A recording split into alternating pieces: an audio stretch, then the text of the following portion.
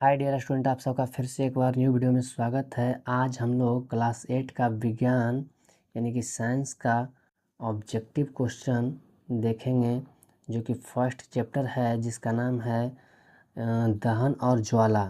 दहन और ज्वाला चीज़ों का जलना आपने पढ़ा होगा अपने कोचिंग क्लास में, तो आपको अच्छे से याद भी होगा क्वेश्चन।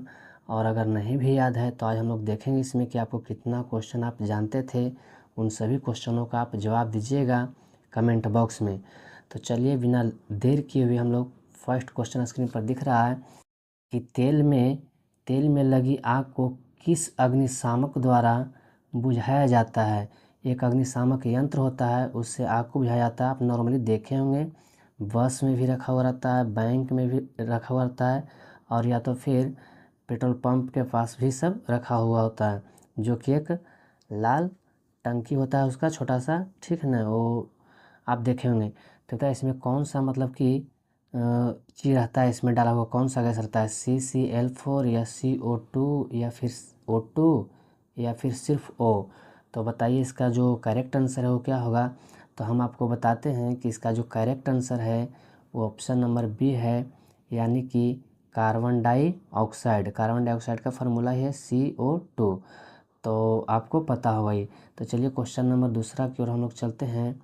और क्वेश्चन नंबर 2 में कह रहा है क्या कि दहन के लिए आवश्यक है। दहन मतलब कोई भी चीज़ों को जलने के लिए, अगर कोई चीज़ जलता है तो उसमें सबसे जो आवश्यक चीज़ है वो क्या है।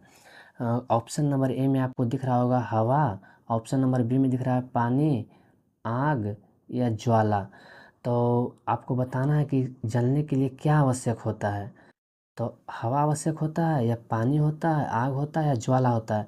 पानी तो बुझाने के लिए जरूरी होता है, नॉर्मली जो आग लगता है उसको बुझाने के लिए पानी की आवश्यकता पड़ता है। आग आग तो आग है ही। और ज्वाला ज्वाला तो कहते हैं हम लोग आग के पीले वाली लौ यानी कि भाग को बोलते हैं, ठीक। जो पीला वाली भाग होता है उसको हम लोग बोलते हैं। तो हम आपको बताते हैं इसका जो करेक्ट आंसर है ऑप्शन नंबर ए है, यानी कि हवा किसी भी चीज़ को जलने के लिए आवश्यक है, ठीक। किसी भी चीज़ को जानने के लिए क्या है, आवश्यक है। तो चलिए बिना देर किए हम लोग चलते हैं क्वेश्चन नंबर 3 में। और अगर आप लोग कोचिंग में पढ़े होंगे तो ये सब क्वेश्चन आप ज़रूर देखे होंगे अपने क्लास में, ठीक। तो अगला क्वेश्चन जो है वो कह रहा है कि किसी पदार्थ के दहन का पोषक पदार्थ है। किसी भी पदार्थ के दहन मतलब कोई भी चीज़ अगर जलता है तो पोषक पदार्थ मतलब कि उसको सपोर्ट कौन करता है जलने में, मतलब सहयोग कौन करता है। कार्बन, ऑप्शन नंबर ए में दिया गया है कार्बन। ऑप्शन नंबर बी में है carbon monoxide. Option number C में है ऑक्सीजन। और ऑप्शन नंबर डी में है जल। तो आपको बताना है कि जब कोई पदार्थ जलता है तो यहाँ पर पोषक मतलब कि मदद कौन करता है चीज़ों को जलने में। कार्बन तो नहीं करता है, कार्बन खुद जलता है। कार्बन मोनोऑक्साइड नहीं, ऑक्सीजन। तो हाँ, आपको हम बता दें कि इसका जो करेक्ट आंसर है वो ऑप्शन नंबर सी है, यानी ऑक्सीजन कोई भी चीज़ को जलने में मदद करता है और उसको हम लोग बोलते हैं दहन का पोषक। खुद जलता नहीं है ऑक्सीजन है, लेकिन जलने में मदद करता है। बिना ऑक्सीजन के आग पकड़ ही नहीं सकता है किसी चीज़ में। तो आशा करते हैं आप समझ गए होंगे क्वेश्चन को। और चलिए क्वेश्चन नंबर 4 की ओर। क्वेश्चन नंबर 4 जो है कह रहा है कि विद्युत उपकरणों में लगी आग।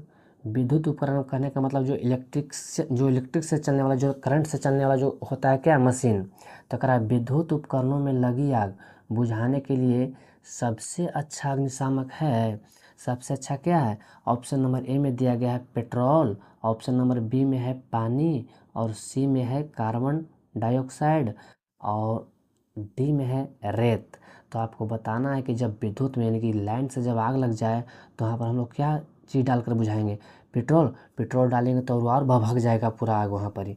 पानी, पानी भी नहीं डाल सकते हैं, क्यों, क्योंकि पानी में करंट पहुँच जाएगा सगरों हम लोग के पास, ठीक है। तो पानी भी उतना अच्छा नहीं है, ठीक है, बुझाने के लिए करंट से जब आग लगता है तब। कार्बन डाइऑक्साइड या रेत, यहाँ पर जो सबसे अच्छा ऑप्शन है ना, जब अगर विद्युत उपकरणों में लग जाए आग तो उसको हम लोग बुझाएंगे कार्बन डाइऑक्साइड गैस से, ठीक। कार्बन डाइऑक्साइड का एक आता है टंकी, उसी को हम लोग बोलते हैं अग्निशामक यंत्र भी बोलते हैं, ठीक। तो आपको याद रखना है, ये क्वेश्चन अच्छे से ध्यान में रखना है, अच्छा क्वेश्चन है। क्वेश्चन नंबर जो 5 है वो कह रहा है कि निम्नांकित में कौन सा दहनशील पदार्थ है। दहनशील का मतलब होता है कि जो जल सकता है पदार्थ। तो आप वर्ड को पकड़िएगा, दहनशील का मतलब होता है कि जो पदार्थ जल सकता है, जो वस्तु जल सकता है। तो बताइए इसका पहला जो ऑप्शन है, ऑप्शन नंबर 1 कांच है। कांच जलेगा? तो बिल्कुल नहीं जलेगा। ऑप्शन नंबर बी है लोहे का कील।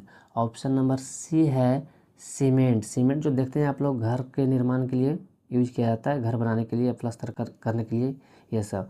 और डी में है किरोसिन, जिसको हम लोग बोलते हैं मिट्टी का तेल भी। ठीक, तो आप बताइए कि ये कौन सा जो पदार्थ है वो दहनशील है, मतलब कौन जल सकता है। कांच नहीं जल सकता है, लोहे का कील भी नहीं जल सकता। तो इसमें एक ही ऑप्शन बच रहा है, ऑप्शन नंबर डी, और यही इसका क्या है, करेक्ट आंसर है। तो आपको ये क्वेश्चन भी समझ में आया होगा, आप इसे ध्यान में रखिएगा। अगला क्वेश्चन 6ठा नंबर है, कह रहा है कि निम्न में कौन स्वतः दहन का उदाहरण है। स्वतः का मतलब आप सब समझते हैं, स्वतः, स्वतः मतलब होता है खुद से। और कह रहा है कि जो नीचे दिया गया 4 ऑप्शन है, इसमें से कौन सा वो वस्तु है जो खुद से जल जाता है, यानी खुद से दहन हो जाता है, उसका उदाहरण कौन सा है। तो ऑप्शन नंबर जो ए है, ऑप्शन नंबर ए में दिया गया है श्वेत फास्फोरस। श्वेत फास्फोरस को हम लोग सफ़ेद फास्फोरस भी कई जगह देखते हैं लिखा हुआ, क्योंकि श्वेत और सफ़ेद दोनों का मतलब एक ही है। ठीक, लकड़ी का जलना, पटाखा, या इनमें से कोई नहीं। तो आपको बताना है कि इनमें से कौन सा ऐसा जो वस्तु है वो स्वतः दहन मतलब कि अपने आप जल जाता है। तो उसका जो करेक्ट आंसर है वो ऑप्शन नंबर ए है, यानी श्वेत फास्फोरस। श्वेत फास्फोरस एक ऐसा मतलब क्या बोल सकते हैं पदार्थ है जो कि हवा के संपर्क में, नहीं कह सकते हैं कि रूम टेम्परेचर पर भी ये जल उठता है, मतलब आग इसमें पकड़ लेता है। ये बहुत ही ज्वलनशील पदार्थ है। ठीक ना, यानी कि कमरे के तापमान कि 25 से 30 या 30 से 35 डिग्री तापमान रहेगा सेल्सियस में, वहाँ ये आग पकड़ लेता है। तो इसको रखा कहाँ जाता है, इसलिए सफ़ेद फास्फोरस को हम लोग पानी में रखते हैं। कहाँ रखते हैं, पानी में डुबोकर रखते हैं इसको, सफ़ेद फास्फोरस को। क्यों, क्योंकि पानी में रहेगा तो वहाँ पर 30 और 35 तापमान नहीं रहेगा पानी में। ठीक नहीं, वहाँ पर पानी में तापमान कम रहेगा तो वहाँ पर वो सुरक्षित रहेगा। और लकड़ी का जलना हो नहीं सकता, पटाखा हो नहीं सकता है, क्योंकि लकड़ी का जलना अपने आप जल जाएगा, लकड़ी नहीं जलेगा। पटाखा अपने आप जल जाएगा, नहीं जलेगा, उसको जलाएंगे तो जलेगा। तो इसका करेक्ट आंसर है ऑप्शन नंबर ए, श्वेत फास्फोरस। आप लोग एक नाम और सुने होंगे, लाल फास्फोरस, अगर पढ़े होंगे किताब तो। लाल फास्फोरस जो होता है वो माचिस के तिलियों पर लगा हुआ रसायन होता है, वही क्या होता है, लाल फास्फोरस होता है। ठीक, तो आपको हम बता दें कि वो भी क्या है, ज्वलनशील पदार्थ वो भी है, लेकिन इससे कम ही वो ज्वलनशील है, क्योंकि उसको घर्षण करने पर वो जल उठता है। ठीक ना, ये बिना घर्षण के ही जल जाता है। तो चलिए क्वेश्चन ये समझे होंगे आप, आशा करते हैं क्वेश्चन भी अच्छा था।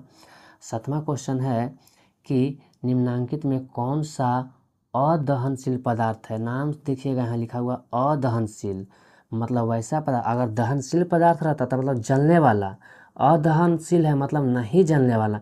तो कई विद्यार्थी पूरा मतलब कि पढ़ने के बाद जैसे ही पहला ऑप्शन देखते हैं कि अरे लकड़ी, तो लकड़ी देखते हैं कि दहनशील समझ लेते हैं, अदहन को विशेष ध्यान देकर नहीं उसको पढ़ते हैं। और जैसे ही लकड़ी दिखा पहला ऑप्शन में, बस टिक कर दिया, और हो जाता है क्या, गलत हो जाता है आंसर। तो देखिए ऑप्शन ए में लकड़ी है, बी में कोयला है, सी में पेट्रोल है। तो आप देखिए कि अगर लकड़ी जल सकता है, दहनशील है, तो फिर कोयला भी दहनशील है, पेट्रोल भी दहनशील है, ये तीनों है भी दहनशील। लेकिन क्वेश्चन में बोला गया अदहनशील, मतलब जो नहीं जल सकता है। तो ये तीनों तो जलने वाला है, तो नहीं जलने वाला क्या है, तो आप लोग देख रहे होंगे ऑप्शन नंबर डी में पत्थर है। अब पत्थर क्या होता है, पत्थर नहीं जलता है। तो इसका जो करेक्ट आंसर हो जाएगा वो ऑप्शन नंबर डी हो जाएगा, पत्थर। ठीक, तो चलिए इसका क्वेश्चन, नेक्स्ट क्वेश्चन है कि कह रहा है कि लकड़ी का जलना किस प्रकार के दहन का उदाहरण है। दहन मतलब कि कोई भी चीज़ होता है, दहन मतलब जलना होता है। ठीक, तो कोई चीज़ ऐसा होता है कि कोई फटाक से जल जाता है, कोई चीज़ ऐसा होता है कि मतलब धीरे धीरे जलता है। जैसे अगर आपको कागज़ जलाना हो, तो कागज़ और एक लकड़ी का टुकड़ा जलाना हो तो लकड़ी का टुकड़ा और कागज़ में दोनों कौन फटाक से जलेगा, तो कागज़ फटाक से जल जाएगा। तो उसको जो फटाक से जल रहा है, यानी कि लकड़ी और कागज़ में तीव्र दहन किसका होगा, तो कागज़ का होगा। वैसे अगर कागज़ और पेट्रोल लिया जाए, तो कागज़ और पेट्रोल में दोनों में तीव्र दहन किसका होगा, मतलब तेज़ी से कौन जलेगा, तो पेट्रोल जलेगा। तो यहाँ पर जो ऑप्शन दिया गया है, ऑप्शन नंबर ए में है मंद दहन या विस्फोटक या तो फिर स्वतः दहन, इनमें से कोई नहीं। तो लकड़ी का जो जलना है, लकड़ी कैसे जलता है आप लोग देखते होंगे नॉर्मली कि लकड़ी धीरे धीरे आग पकड़ता है और धीरे धीरे ही जलता है, तो धीरे धीरे को हम लोग कह सकते हैं मंद दहन। कौन दहन? मंद दहन। लकड़ी ऐसा थोड़ा होता है कि फटाक से जल जाता है पटाखा जैसा ना, वैसे नहीं होता है। स्वतः दहन मतलब खुद से जलता है ना, हम लोग को वहाँ पर ही आग जलाना पड़ता है, पहले उसको धराना पड़ता है। ठीक, तो चलिए आप लोग ये क्वेश्चन समझे होंगे। क्वेश्चन नंबर जो 9 है वो कह रहा है कि दहन की क्रिया के लिए, दहन मतलब जलने की जो प्रक्रिया होता है, दहन की क्रिया के लिए निम्न कौन सी शर्त आवश्यक है।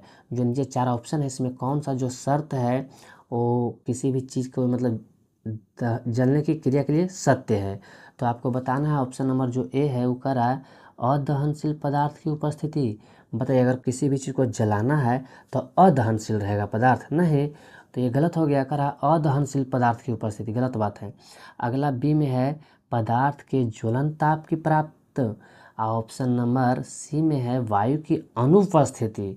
बताइए, अगर कोई चीज़ को जलाना है तो वहाँ पर वायु का होना बहुत ज़रूरी है, क्योंकि वायु अभी बताए थे पिछला क्वेश्चन में एक कि ऑक्सीजन जो होता है वो चीज़ों को जलने में क्या करता है, सहायता करता है, और उसका वो पोषक कहलाता है। तो यहाँ लिखा हुआ का चीज़ अनुपस्थिति, गौर से देखिएगा आप लोग, अनुपस्थिति लिखा हुआ मतलब कि वहाँ हवा मौजूद नहीं रहना चाहिए, जबकि जलने के लिए चीज़ों को वहाँ हवा मौजूद होना चाहिए, जबकि यहाँ लिखा है अनुपस्थिति और इसमें लिखा है इनमें से कोई नहीं। तो इसका जो करेक्ट आंसर है वो ऑप्शन नंबर बी होगा, यानी पदार्थ के ज्वलन ताप की प्राप्त। मतलब जब किसी वस्तु को हम लोग जलाएंगे तो एक ऐसा मतलब कि तापमान पर पहुंचना होता है, उसको इतना गर्म करना होता है कि जब वो पदार्थ क्या हो जाए, जलना शुरू कर दे, उसको बोलते हैं पदार्थ के ज्वलन ताप। ठीक नहीं, और जब तक वो हर पदार्थ का ज्वलन ताप अलग अलग होता है। अगर हम लोग को कोयला जलाना होगा तो उसको बहुत हीट करना पड़ेगा तब जा कर के जलेगा, लेकिन अगर कागज़ जलाना पड़े हम लोग को जलाना हो तो सिंपली माचिस की एक तीली से कागज़ को हम लोग जला ले सकते हैं। प्लास्टिक जलाना हो तो उसको भी एक तीली से जला सकते हैं, लेकिन अगर लकड़ी जलाना हो मोटा वाला तो फिर वो हम लोग से एक तीली से नहीं जलेगा। उसके लिए हम लोग को पहले कुछ और मतलब कि नॉर्मल जलावन को लहराना होगा, उसके बाद उसको हम लोग आग पकड़वाते हैं उसमें। ठीक, तो आशा करते हैं कि आप लोग समझे होंगे। क्वेश्चन ये भी अच्छा है, तो याद रखिएगा कि दहन की प्रक्रिया के लिए कौन सी शर्त आवश्यक है, तो पदार्थ के ज्वलन ताप की प्राप्ति। ठीक, इसका जो क्वेश्चन नंबर 10 है, ये क्वेश्चन लास्ट होगा। तो कह रहा है कि वह ताप जिस पर कोई पदार्थ जलना शुरू करता है। ये क्वेश्चन आप लोग अगर किताब पढ़े होंगे तो एकदम ऐसे ही दिखता होगा किताब में शुरुआत में, ठीक ना, क्या कहलाता है मोटा मोटा अक्षर में। अब बताइए कि जब कोई पदार्थ जलता है तो कह रहा है जिस ताप पर कोई पदार्थ जलना शुरू करता है, हर पदार्थ सेम समय में नहीं जलना शुरू करता है, बहुत सारे पदार्थ को बहुत देरी तक गर्म करना पड़ता है तब जलता है, और कोई कोई पदार्थ ऐसा होता है जो फटाक से जल जाता है। ठीक, तो हम लोग उसको क्या कहते हैं, ज्वलन ताप कहेंगे, ज्वाला कहेंगे, या ज्वलनशील कहेंगे, या फिर दहनशील कहेंगे, क्या कहेंगे।